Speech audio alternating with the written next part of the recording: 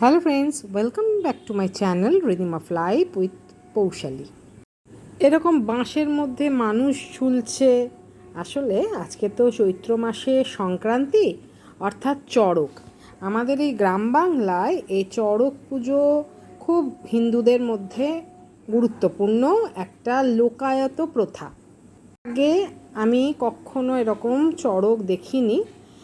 এই বাংলা ক্যালেন্ডারে চৈত্র মাসের শেষ দিন অর্থাৎ সংক্রান্তির দিনে এখনও গ্রামে গঞ্জে এই চড়কের ঘোড়াটা হয়। এরকম একটা কাঠের দণ্ড মাটিতে ওরা ভালো করে পুঁতে দেয় এবং সেখানে দেখো অনেক বাঁশ লাগানো আছে।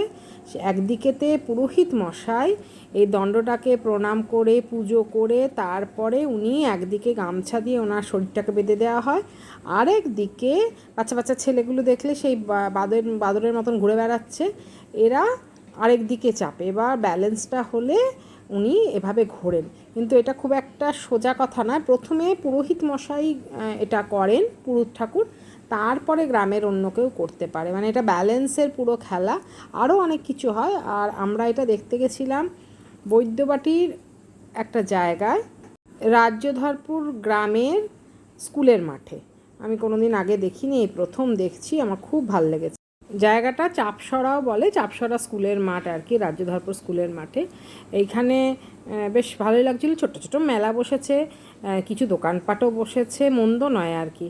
একটুখানি সময় আজকের দিনে দেখলে ভালোই লাগবে। এটা গাজনেরই একটা পার্ট বলতে পারো, একটা অংশ, যেটা আমাদের হিন্দু দেবতা শিবের উৎসবের জন্য পালন করা হয়। এই গাজন ফেস্টিভ্যাল থেকে শুরু করে বৈশাখ মাসে প্রথম 2-3 দিন পর্যন্ত ওই চড়কের মেলা টালা থাকে। আর ছেলেরা, গ্রাম বাংলার ছেলেরা এইটাকে খুব মান্যতা দেয়। আমাদের এদিকে শহরে তো এসব দেখা যায় না, আর ওরা লোকায়ত এই প্রথাগুলোকে আজও বাঁচিয়ে রেখেছে বলে ভালো লাগে। এখানে সেই বাতাসা লুট দিচ্ছিল দেখলাম, আমরাও আবার 2-4টে কুড়ালাম।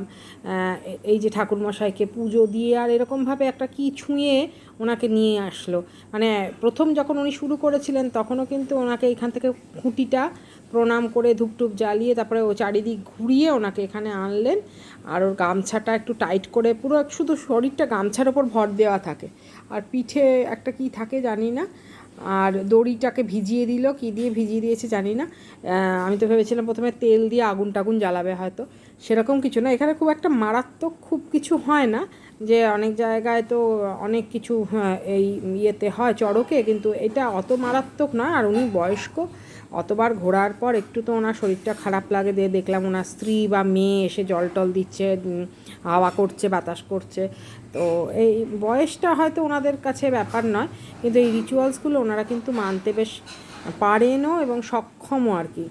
গ্রামের এই গাজন আর চড়ক কিন্তু এখনও খুবই গুরুত্বপূর্ণ ওদের কাছে, কারণ ওদের কাছে যাত্রাপালাও, নাটক, থিয়েটারও খুব গুরুত্বপূর্ণ হয়, কারণ ওদের কাছে এন্টারটেনমেন্টের আগেকার দিনে তো অত কিছু ছিল না। এখন তো হাতে মোবাইল অনেকেরই আছে, কিন্তু এইগুলোর জন্য লোকে কিন্তু ভিড় করেছে। খুব যে একেবারে মানে প্রচুর লোক হয়েছে সেটা বলবো না, কিন্তু হয়েছে। এগুলো দেখবার জন্য আমরা দেখিনি বলে আমাদের কাছে ভালোই লাগলো। আরও অনেক জায়গায় মানে চড়কে বা গাজনে সেই আগুন থাকে, তার উপর দিয়ে হেঁটে যায়, কাঁচের ওপর দিয়ে হেঁটে যায়, কিচ্ছু হয় না, কোনো কেটে কুটে যায় না। বেশ ভালো মতনই ওনারা করেন। এই ঈশ্বরকে প্রণাম করেন, আগুন জ্বলে, কাঁচের টুকরো থাকে, তার মধ্যে দিয়ে হেঁটে হেঁটে চলে যাবেন। আর ওখানকার মাটি নিয়ে লাগিয়ে দেন। কেউ কেউ জিভ ফুটো করে রড ঢুকিয়ে দিয়ে সেইটাকে ব্যালেন্স করে কি করে ঘোরেন। মানে এগুলো জানি না ওনাদের কি একটা ঐশ্বরিক শক্তি এসে যায় কি জানি না। এখন তো এখানে দেখলাম না। আর দেখো এই বাঁদরের মতন ছেলেপিলেগুলো পরপর পরপর করে উঠে পড়েছে, আর ব্যালেন্সটা একদিকে বেশি হয়ে গেছে, একদিকে বেশি ভারী হয়ে গেছে, আর পুরোহিত মশাই অতটা তখন ইয়ে নয়। তো তারপরে আবার ওনাকে নাবিয়ে টাবিয়ে একটু ঠিকঠাক করে দেওয়া হয়েছিল। তার মধ্যে তিনি আবার ওনার ওই গামছায় বাঁধা বাতাসাও ছুড়লেন দেখলাম। তো উনি করার পর গ্রামের আর একটি ছেলেও দেখলাম করছিল, কিন্তু এই চাপসরা রাজ্যধরপুর প্রাথমিক বিদ্যালয়ের মাঠে হচ্ছে। আর ছোট্ট করে মেলাও বসেছে। এই মেলা ফেলাগুলো তো আর আমাদের এই শহরাঞ্চলে খুব একটা হয় না, মানে এই রকম ধরনের ছোটোখাটো, সেই গজা পাওয়া যাচ্ছে, ফুচকা বিক্রি হচ্ছে, এখানে একটু বড় বড় ব্যাপার স্যাপার হয় আর কি। তো গ্রামের এই প্রথাগুলো আজও যে এদের জন্য বেঁচে আছে, ভালো লাগে আর কি। ওদের ওদের কাছ থেকে, ওদের কাছে গিয়ে এই এসেন্সটা নিয়েতে ভালো লাগে। আরও হয়তো অন্য কোথাও হয় অনেক ভালো ভালো, কিন্তু আমার অত ইনফরমেশান নেই। তো হঠাৎই আজকে গিয়ে এই জিনিসটা দেখলাম। আর বছরের শেষ দিন, আগামীকাল নববর্ষ, চৈত্র সংক্রান্তির দিনে একটা সুন্দর বেশ জিনিস, হয়তো অনেকেই বলবে এটা কি এমন জিনিস, কিন্তু ভালো লাগেছে, একটা নতুনত্ব আর কি। তো এইটাই তোমাদের সাথে শেয়ার করলাম। আর আকাশে এক ফালি চাঁদ উঠে গেছে, বেশ ভালো লাগছিলো, কিন্তু আমি ধরতে পারলাম না এইগুলো। তখন আমরা ওই কুড়োচ্ছিলাম বাতাসা, হরিলুটের বাতাসা, সেই জন্য আর ক্যামেরাটা মনে হয় এইভাবেই আর কি অতটা করতে পারিনি আর কি, নিচটাতেই রয়েছে। তো যাই হোক, সবাই ভালো থেকো। নতুন বছর 1431 শুভ নববর্ষের শুভেচ্ছা, আগাম শুভেচ্ছা জানিয়ে দিলাম। সুস্থ থেকো সবাই, ভালো থেকো। যদি আর কোথাও এরকম গাজন বা চড়ক হয়, পারলে জানিও, তাহলে দেখতে যেতে চেষ্টা করব এবং সেটা তোমাদের সামনে তুলে ধরবো। দেখো, পুরোহিত মশাই নেমে যাওয়ার পর অন্য বাচ্চাগুলো এবং গ্রামের অন্য একটি ছেলে মনে হয় ওই গামছা দিয়ে নিজেকে ব্যালেন্স করে এবার ঘুরে বেড়াচ্ছে আর কি, ঘুরছে।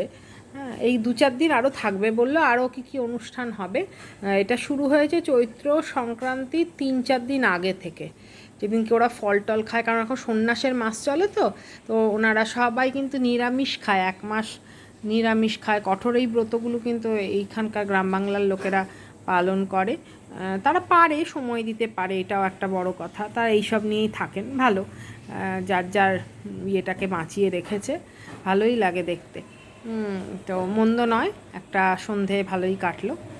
তোমাদের ভালো লাগলে ভিডিওটা লাইক করে দিও।